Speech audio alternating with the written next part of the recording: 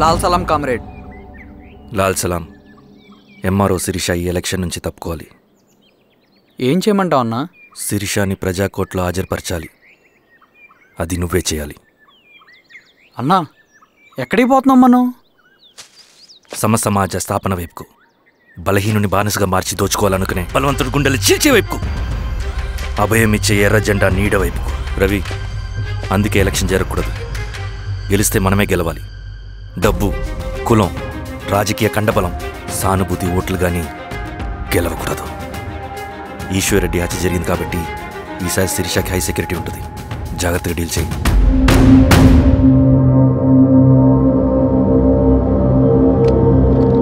ఇక్కడ విప్లవ లక్ష్యాలకే తప్ప ఎమోషన్కి చోట్లేదు రవి. హత్యకి గురైన నరసింహులకు 2 పసిబిడ్డలున్నారు. అలాంటి ఎందరో పసిబిడ్డల భవిష్యత్తు కోసం మనం ఇచ్చేసినాం రవి. రవి, సెకండ్ వరల్డ్ వార్లో జర్మన్ సైన్యం స్టాలిన్ కొడుకుని బంధించింది. తమ జనరల్స్ని వదిలిపెడితే గానీ నీ కొడుకును వదిలిపెట్టమని బేరం పెట్టింది. స్టాలిన్ ఏం చేశాడో తెలుసా? దేశం కోసం తన కొడుకుని వదిలేసుకున్నాడు. కానీ జనరల్స్ని వదిలిపెట్టలేదు. అది కమిట్మెంట్ అంటే. అదే కమిట్మెంట్ నీకు మన ఉద్యమం పట్ల ఉంటే వెళ్ళి శిరీషను తీసుకురా.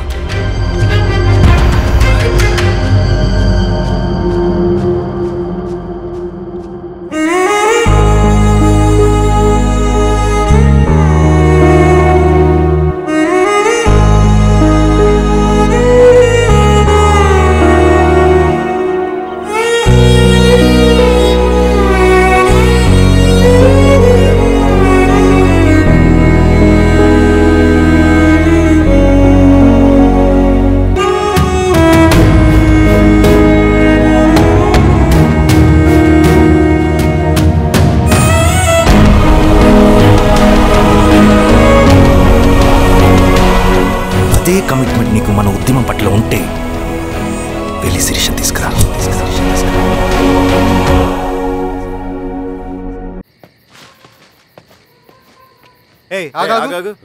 సార్, రవి మనోడేరా? వెళ్ళు. అమ్మా, భోజనం తీసుకురమ్మంటారా? నాకేమొద్దు. భోంచేయకపోతే ఆరోగ్యం పాడవుతుంది శిరీష.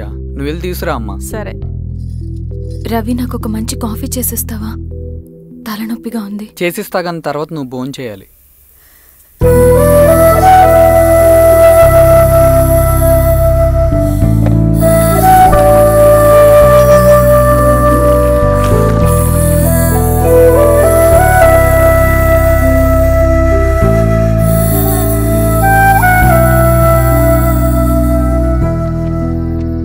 మీరేంటిలా?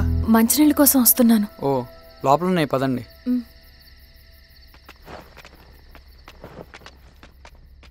ఇదిగోండి మంచినీళ్ళు.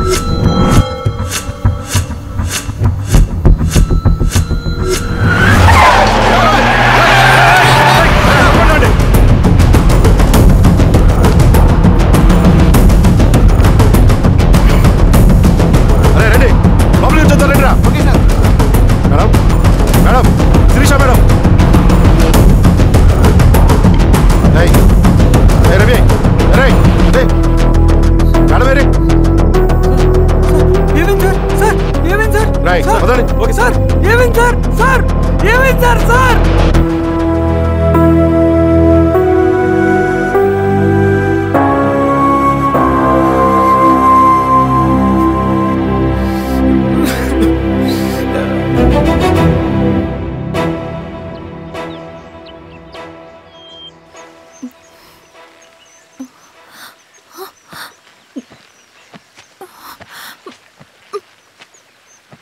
నమస్తే ఎంఆర్ఓ గారు.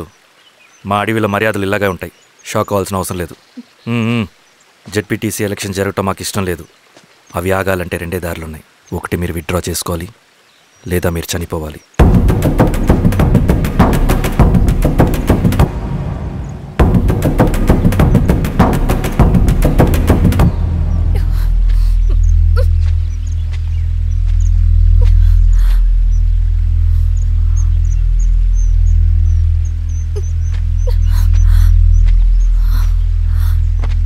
సెంట్రల్ కమిటీ మీటింగ్ ఉందని కబురు వచ్చింది.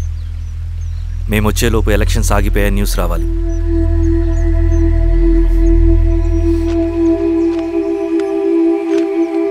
ఇదిగో రవి. లాల్ సలాం కామ్రేడ్.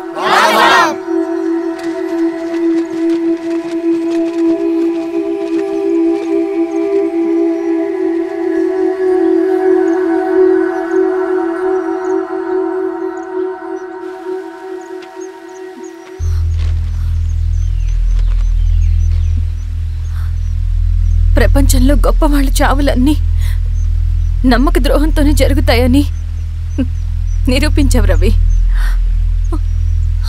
అన్నయ్యని కూడా అచ్చం ఇలాగే చేస్తావు కదా? ఎందుకు రవి? ఏం జరిగింది? అన్నీ బాగుంటే దేశం తరపున బ్యాడ్మింటన్ ఆడేవాడిని.